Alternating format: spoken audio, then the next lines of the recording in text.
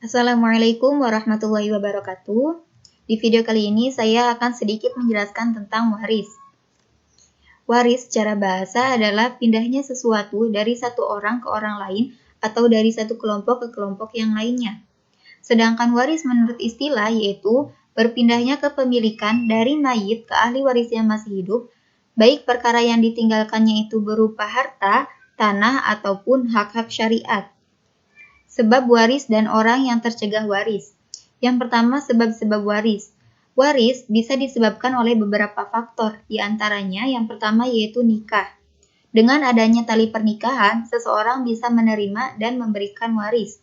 Artinya, seorang suami ataupun seorang istri bisa menerima dan memberikan warisan kepada pasangannya. Faktor yang kedua yaitu hubungan kemerdekaan.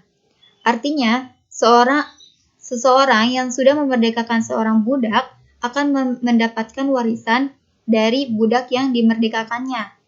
Maksudnya, ketika seorang budak yang dimerdekakan itu meninggal dunia dan meninggalkan warisan, maka orang yang memerdekakannya berhak mendapatkan warisan tersebut.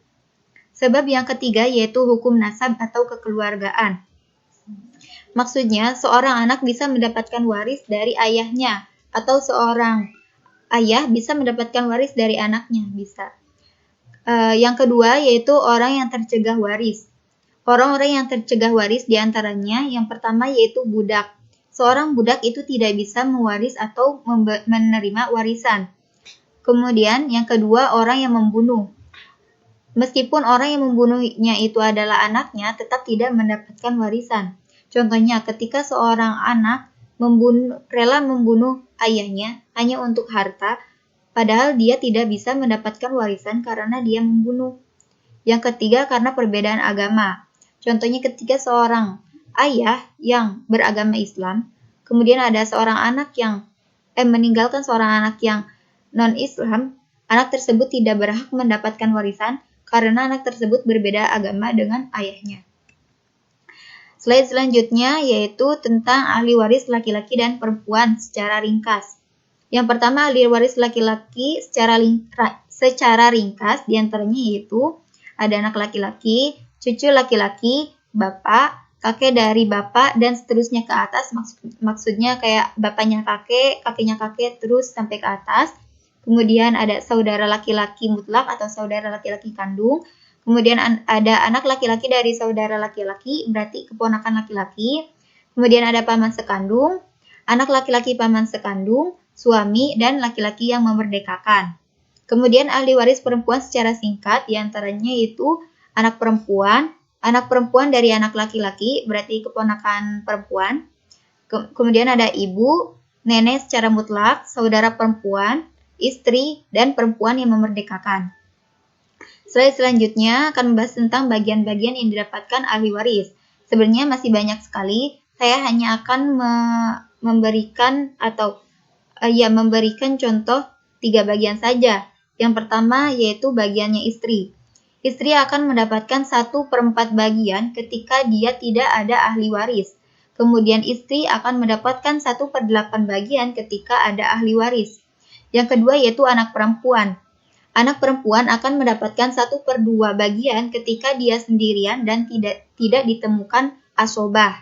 Yang kedua, anak perempuan akan mendapatkan 2/3 bagian ketika dia lebih dari satu atau maksudnya dia memiliki saudara perempuan yang lain dan tidak ditemukan asobah.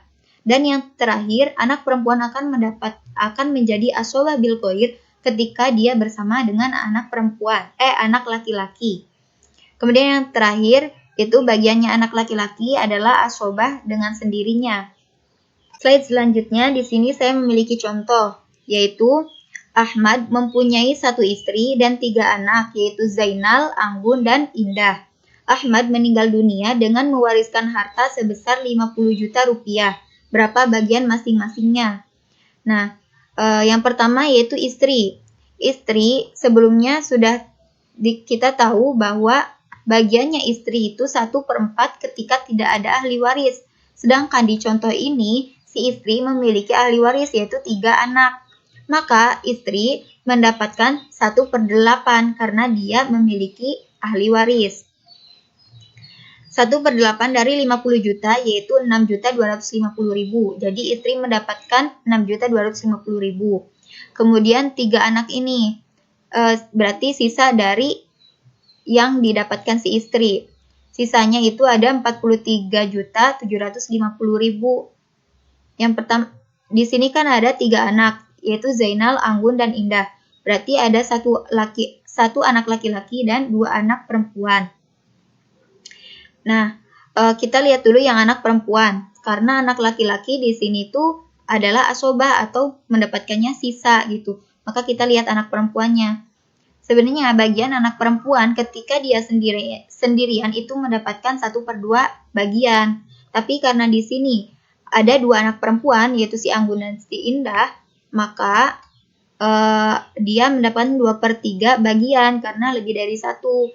Tetapi kita lihat lagi di sini ternyata ada Zainal, ada si anak laki-laki. Dan si anak perempuan itu akan menjadi asobah bil ghair ketika bersama dengan anak laki-laki atau ada anak laki-laki.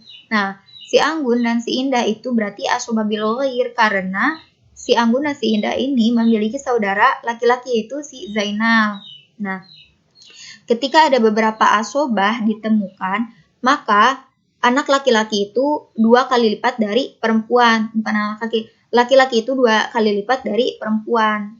Nah, di sini kan sisanya yaitu 43.750.000.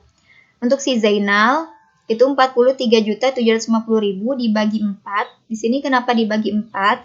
Karena sebenarnya kan anaknya ada 3. Tapi karena anak laki-laki itu 2 kali lipat dari anak perempuan, maka si Zainal itu dihitungnya 2. Jadi ada 4 gitu. Jadi 43.750.000 dibagi 4 dikali 2. Dikali 2 tuh maksudnya si Zainal itu dibagi kebagiannya 2 kali lipat gitu. Jadi Zainal mendapatkan bagian 21.875.000. Nah, kita hitung sisanya. Sisanya itu tinggal 21.875.000. Gampang kalau udah begini. Tinggal sisanya itu dibagi rata sama rata untuk si Anggun dan si Indah. Jadi masing-masing dari Anggun dan Indah itu mendapatkan 10.937.500 gitu. Kesimpulannya, karena Pak Ahmad meninggalkan warisan sebesar 50 juta, maka istrinya Pak Ahmad mendapatkan bagian 6.250.000.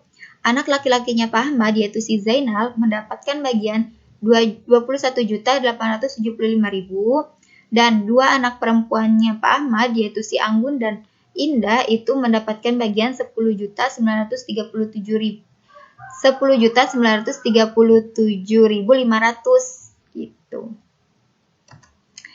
Sekian video dari saya, masih banyak kekurangannya. Mohon kritik koreksinya. Wassalamualaikum warahmatullahi wabarakatuh.